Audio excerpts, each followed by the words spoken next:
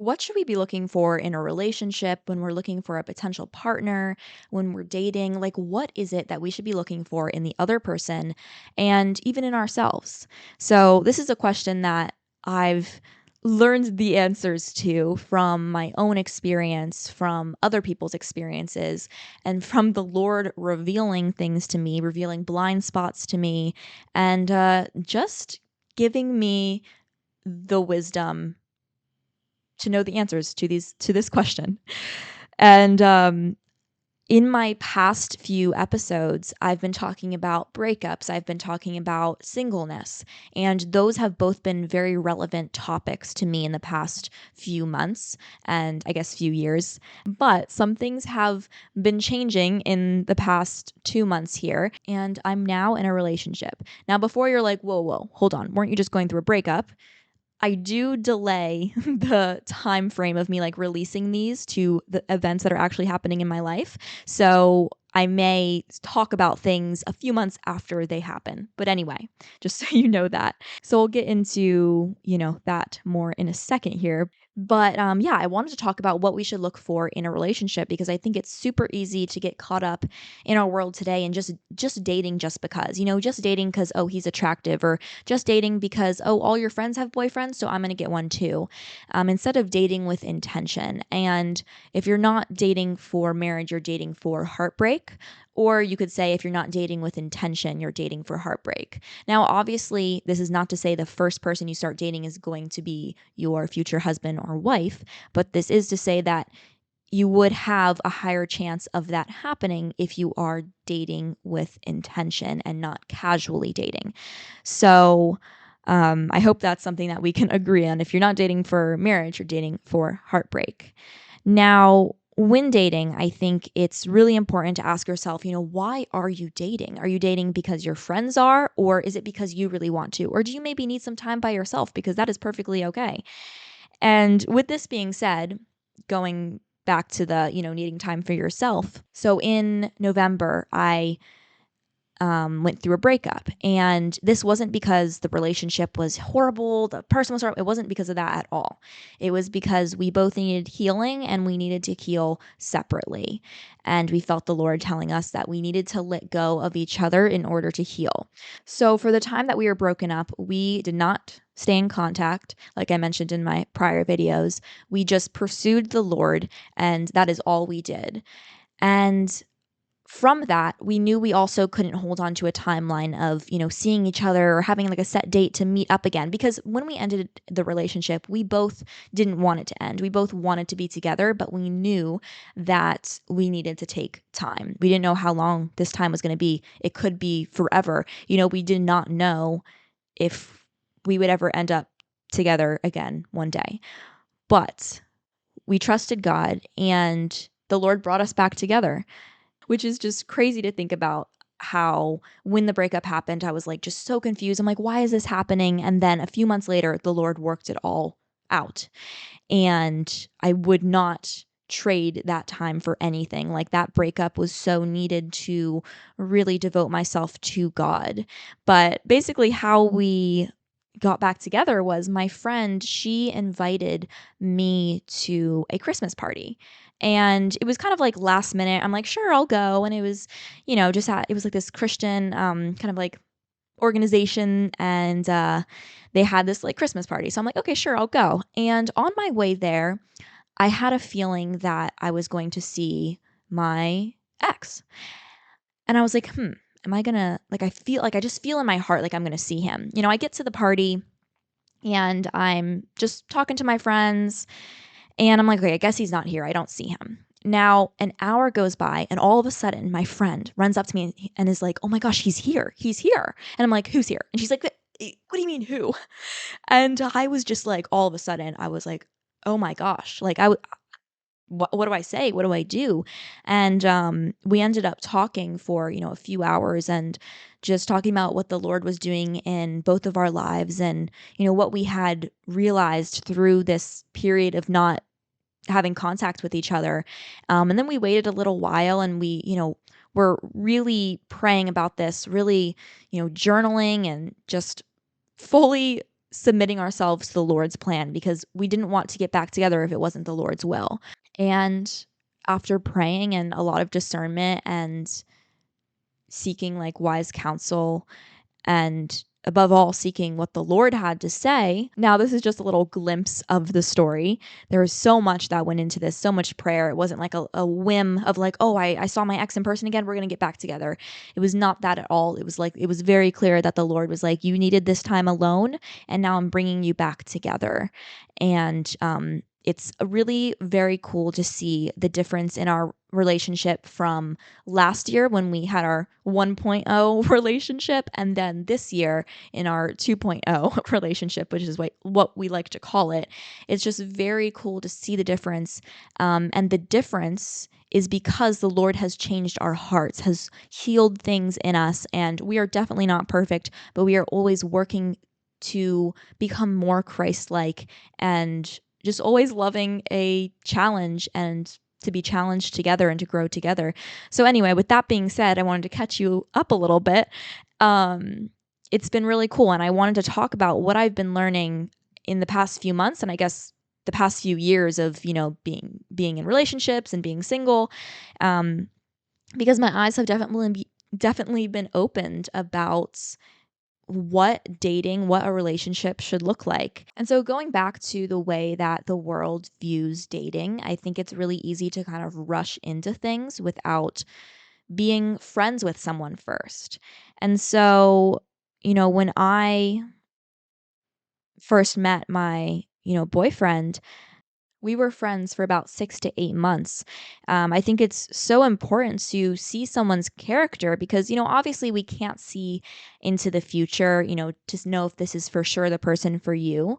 But what you can see is someone's character, if this is even a good fit for you to start dating them. And if you don't have an intention with them while dating, then, what's the point? Don't just rush into things just because you don't want to be lonely. So, to go back to the first question we asked, what should we be looking for in a partner?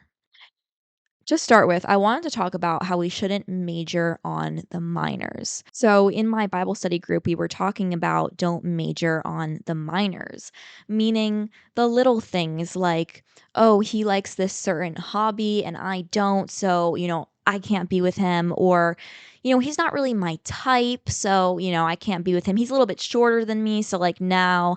And obviously, I think that it is important to be attracted to your partner, but that is not the thing that should matter. I think I've heard a lot of times the best stories are when, one of them, whether the girl or guy, weren't attracted to the other one initially at first, and then they started to see their character.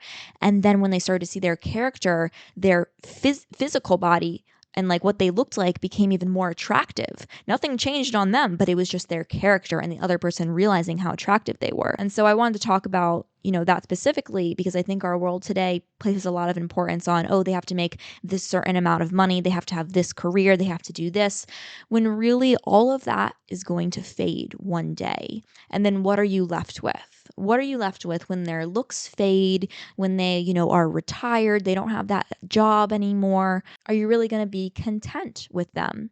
And so that's what I wanted to mention to start with. Don't major on the minor things. So now I wanted to get into some questions that are really important to ask yourself when considering being in a relationship with someone, or even while in a relationship with someone. Maybe you're kind of like, I don't know about this. It's better to get out now, even if you have a lot of time invested, rather than be married and alone. There was this saying, where did I hear? Better to be single and alone than married and alone. Like, wow. But anyway, so some questions to ask yourself. Whether it's the guy you're interested in or the beginning stages of dating, or even if you've been in a relationship for a while, I wanted to have this list of questions that, I've asked myself and I've looked at that have really helped me see like what you should look for in a relationship, how to have a healthy relationship, all of that. And so I'm not doing this in any particular order. These are just a list of questions that I think are really important. So number one, is the person self-aware? And all of these can also apply to you. So it's not just going for, oh, is my boyfriend self aware? Well, he could work on that. It's also looking at you and being like, well, I could be more self aware. Self aware meaning, do you realize when you make mistakes, when you mess up? Do you own up to that? Or are you like, no, I didn't do that? Like, what do you mean? And I've been there where I can get defensive. And this is something I'm working on, not getting defensive. But there have been times, even in this past week, where I've realized, I said something I didn't mean, and I was expecting my boyfriend to read my mind. And that's not good. So I need to own up to that, no matter how hard it is to bring that up and be like, hey, I apologize for doing this. It's something that's conditioned in my brain. I'm working through it, whatever it is, explaining that you're going to work on doing better. You're going to, ask the Lord for strength in this area, but you're just going to admit when you made a mistake. Now, number 2, what does the fruit from the tree look like? A lot of times people can talk the talk but not, walk the walk. So maybe a guy that you're friends with, you've been friends with him for a little while, and you're like, I think that he might be a good boyfriend. I think I really want to be with him. And you keep, having these ideas of being with him in your mind. But then you see, he's really great around you. He says all these things like, yeah, I like eating healthy. I like spending time, helping little kids at church, or, I like to journal and I like to do this. But then, you ask what he's doing in the week or like what he did yesterday, and none of that adds up. So you want to see, like, what does the fruit on the tree bear? What are his actions showing? Or what are her actions showing? Or what are your actions showing? So there's a saying, actions speak louder than words. Someone can say a lot of things, not really mean it, and do the complete opposite. Now, another question you can ask is, what are their friends like? So Proverbs 13:20 says, walk with the wise and become wise, for a companion of fools suffers harm. So this is something that I've dealt with when, looking at potential guys or even being in a relationship, seeing their friends. How do their friends act?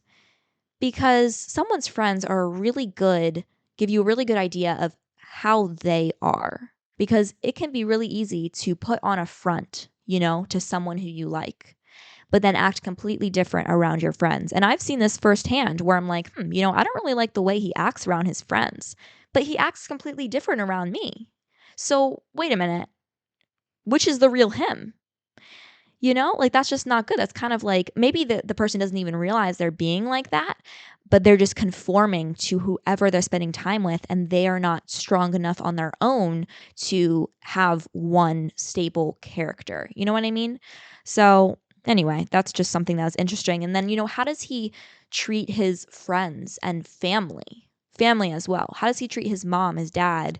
Going the same way. I'm talking to the girls here kind of, but if you're a guy listening to this, like how does she treat her parents? And now all the things I'm saying here, I don't want it to be like, oh, they don't check that off the list. No, automatic no. They were a little bit, rude to that friend that one time. No, definitely not.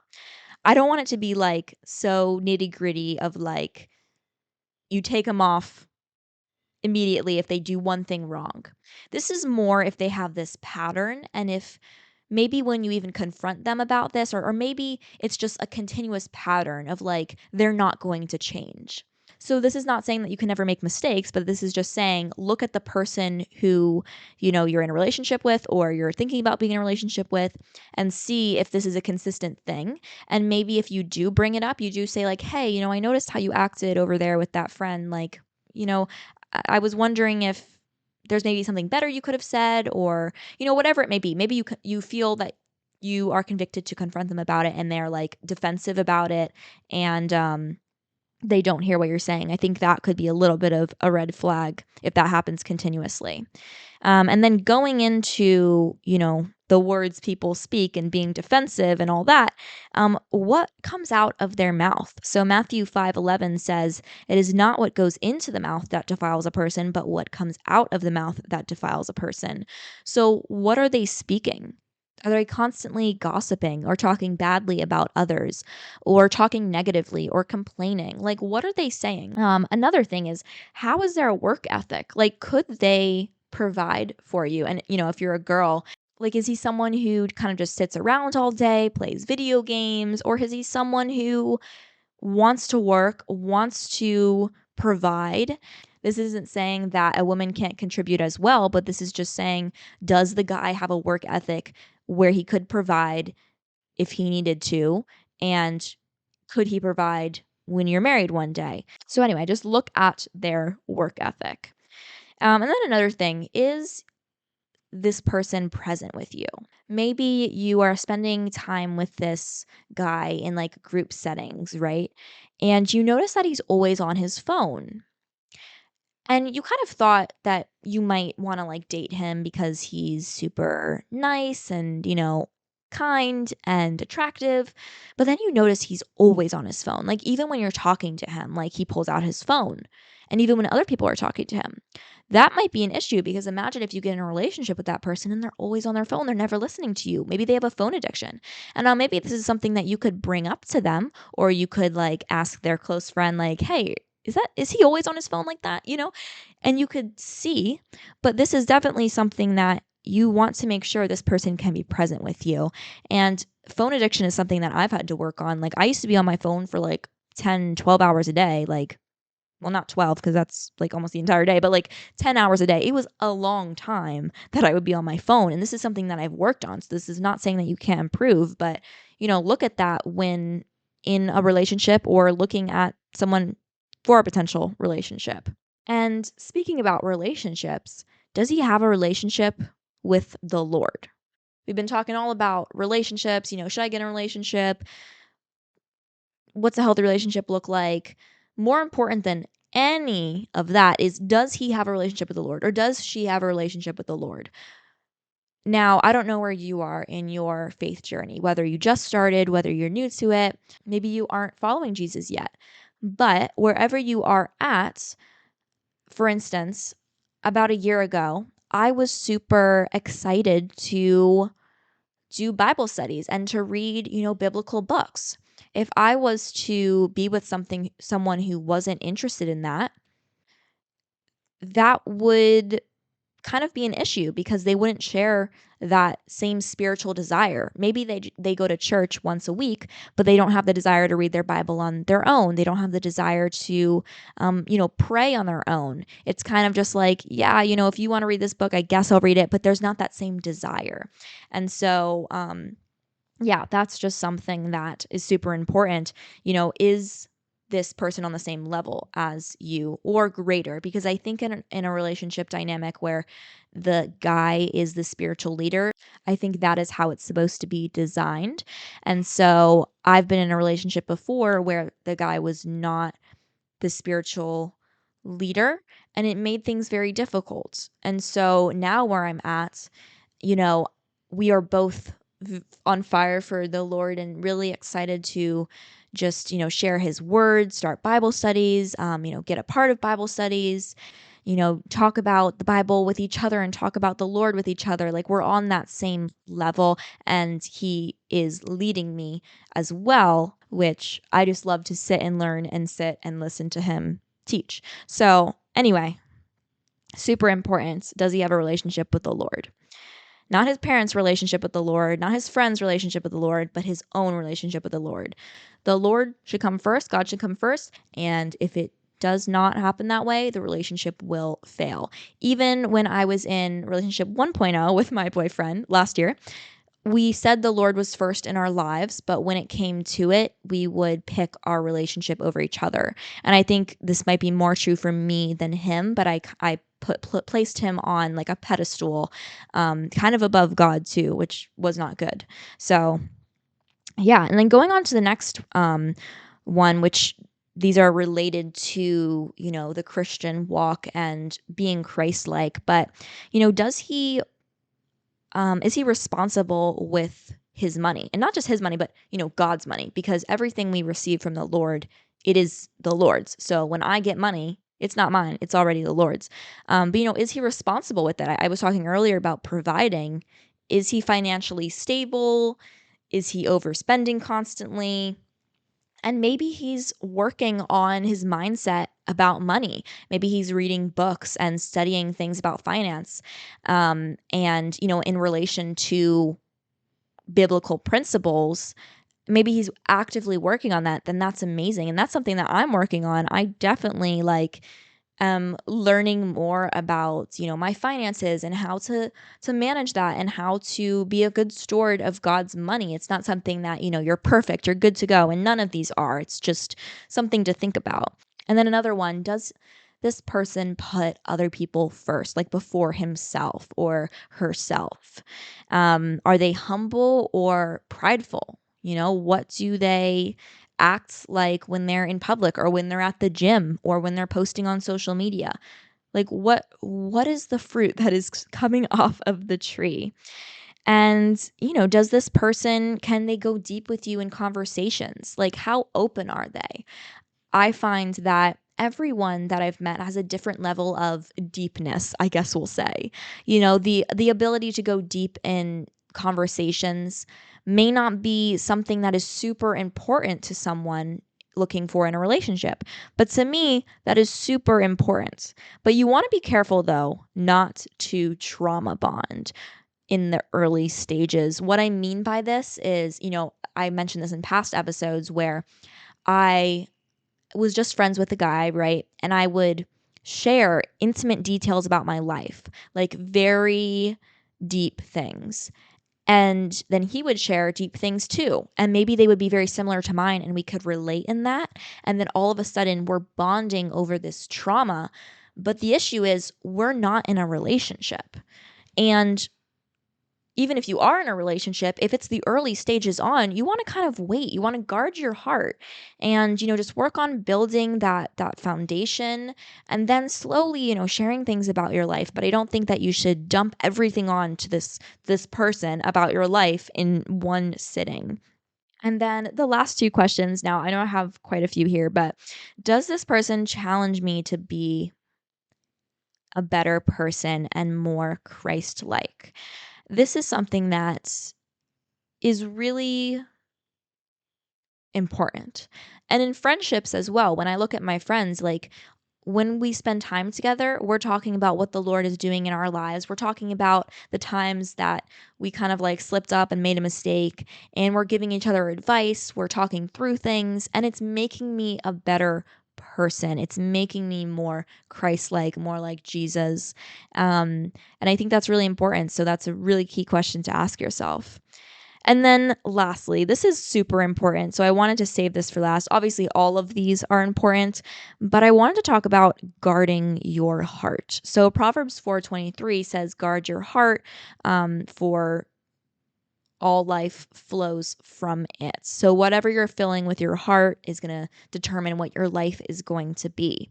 And so whether you're in a relationship or possibly going to be in one, you want to see, is this guy or girl guarding my heart? And by this, I mean quite a few things, but I mean boundaries, physical boundaries. Now, I'll probably do a whole separate episode on this because this is a very big topic. But for me specifically, I had specific boundaries and I didn't just want a guy to honor that. I wanted him to have the same convictions, the same boundaries. And I think that's really important when you're in a relationship to agree on that. And so, of course, if you've been following Christ, then you've heard the term, waiting for marriage. And like I said, this is something that I'll probably go a deeper dive into later on. But I think we have this idea that we can get as close to the line as possible. And, we just have all these rules and regulations. And it's kind of annoying that we have these rules that we have to wait for marriage. But I've seen in my own life that God is doing this to protect us. Like He wants the best for us. And his design was to have this holy thing, you know what I mean, be between a husband and wife because it does bring you together. And this is not saying that there is no redemption for anyone who has not waited, because the Lord can restore, the Lord can heal, the Lord can restore, and He forgives your sins. When Jesus died on the cross, your sins were already forgiven. So anything you're going to do, any sin you're going to commit, it's already forgiven. But the whole point of repenting is to turn away from that sin and to look to Christ and look to God and be like, okay, you can lead me. I give up this sin. Maybe you fall back into it, but if you do, you're going straight to God, right? So, anyway, talking about guarding your heart, does this person share the same beliefs with you? And I should have mentioned this earlier. Oh my goodness, I didn't, but I had it here on my outline, but I didn't mention it. So, I wanted to talk about having the same values and beliefs. I cannot believe I did not talk about this, but yeah, the same values and beliefs are so important. Don't even consider a guy if he doesn't have the same core values and beliefs. I think it's really cool to write down what you're looking for in a relationship, or if you are in a relationship, what you want out of that relationship, or, whatever it may be. And this isn't meaning like as a selfish thing, like, oh, I want him to be like this height and look this certain way. But this is just meaning like, what values do you have and what beliefs do you have that are non negotiable? Like things that if this person doesn't have, you just cannot pursue a relationship with them. For me, I did not, I obviously wanted to be with someone who was equally yoked. So, someone who was a strong believer. That was super, super important. So, anyway, going back to guarding your heart, though, another thing is when you're in a relationship, are you guarding your heart against other people? When you're out and about, are you being flirtatious with like other people? Are you, making it known that you are in a relationship? Or are you kind of leaving that like open ended to whoever you're talking with out in public? And obviously, when you're dating, you don't have like the ring on your finger to for people to know, like, oh, are they in a relationship? Are they not? Are they married? Are they not? But they should be able to see by your actions. Now, I'm not saying to write on your head, like, I have a boyfriend or whatever, but something that I'm careful of is that I'm guarding my heart against, um, for instance, not spending time one on one with guys because that would not be protecting the relationship. I don't think, for me personally, this could be individual, but for me personally, I don't think that's a good idea. And this isn't saying like, oh, I'm just too weak. It's just not giving a foothold to the devil to tempt us. It's just not even allowing temptation to sneak in there. Maybe you could withstand certain temptations if you were put in that environment, but maybe it would just be easier to not even be in that temptation in the first place. So yeah, I wanted to talk about that, guarding, your heart while in a relationship, and more on physical boundaries definitely coming later. But I think that I used to have the mindset of, oh, I can just, get as close to the line as possible. And I've seen this in my life where it caused a lot of issues, just even walking too close to the line.